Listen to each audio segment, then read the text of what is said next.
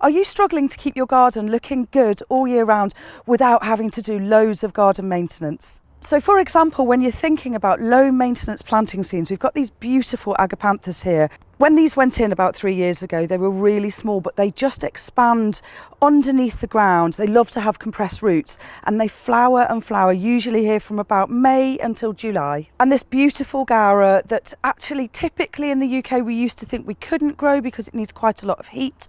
But with the increasingly dry summers, this is an absolute perfect plant, and it's got a really, really long flowering season. And we've got this beautiful salvia here, which is absolutely enormous.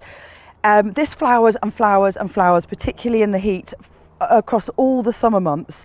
What you need to do with this at the very end of the season is cut it back to bare bones, and it will give you all of this growth next year. And then this beautiful coreopsis that is coming to the end of its flowering season now, but you can see there's a few buds still left on there, and if it's warm enough, that will keep going really until the end of November, and it starts in June, so a really long flowering season.